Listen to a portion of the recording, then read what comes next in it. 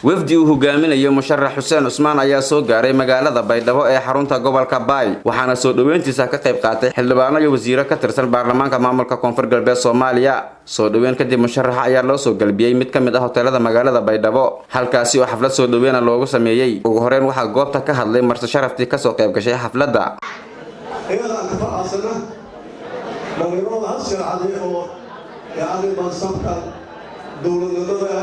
maamulka Koonfur Galbeed asraadi eediyada faraxsana eedana amaane way rajeeyeen guul ka qabta yaani waxa ay aqoonta wadanku hogaamiyo karo bulshada hogaamiyo karto oo maanta horumar deesiyo oo maanta weerarada shacabka Soomaaliyeed ee ka soo sii dhaqan oo laga ma ya karjiya ilaahay mahadnaq ka saa maamul waa weerarada dadka dhalinyarada dhamaantii oo musharaxo hebel laakiin way rajeeyeen ilaahay ku codsadaan dadkii ummadda nasiisha ka taliyo oo ummadda horumar deesiyo ummadda weerarada sumeeyo xaqaade halgeedii la halgalay hogaamiyii ummadda hore shaadigu tagaaliyo laakiin bedel lahay ilaahay shay bayna waxaan sheegay anaga hayta bulshada anaga hayta الوال أرجع ما نوك ما عندنا والمدون يشوف كوي أو أهواي دون تمجرد ولا والإله يجزي له أسر ونين نجرب كاسورنا برسول نجرب كاسورنا إلهي لما كاس تمي ورصانه حديث خير كي يجتر كي يقوليس ما يلقى رب خير كي يجتر ما يقوليس هذا خير كي يجتر ومدة خيرا كجارة ونين خيرا كجارة برسلنا خيرا كجارة إنه ما إلهي كبرنا كي كل شيء بعض خيرا كجارة إلهي لكن خيرا كجارة وافدي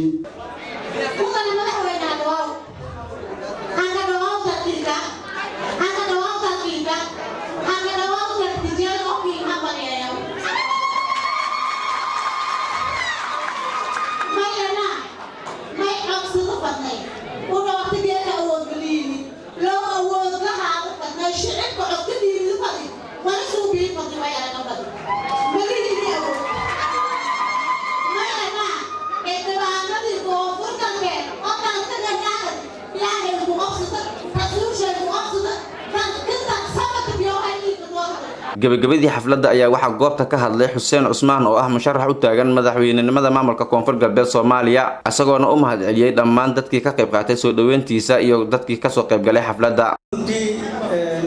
waxaan aad iyo aad uga mahadceliyay soo dhaweynta qadarinta qaayaha leh isla sharafta leh siinkiisa hadana uga mahadceliyay qoodii awaawis soo dhaweynta xalka بيقدر يقول حفلة هذه زي ما تبي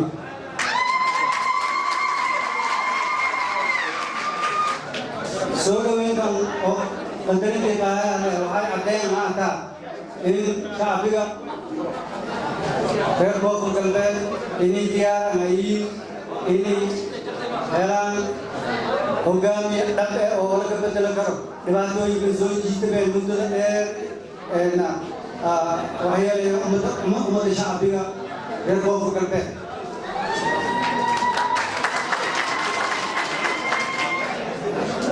وعن سيد بنغالي إن أني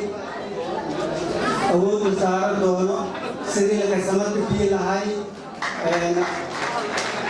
شعبك يومك يرفعوا في قلبه. وقت دونه عارف نانسو بليو مشرع دمري نمله وين نمله كوفر قلبه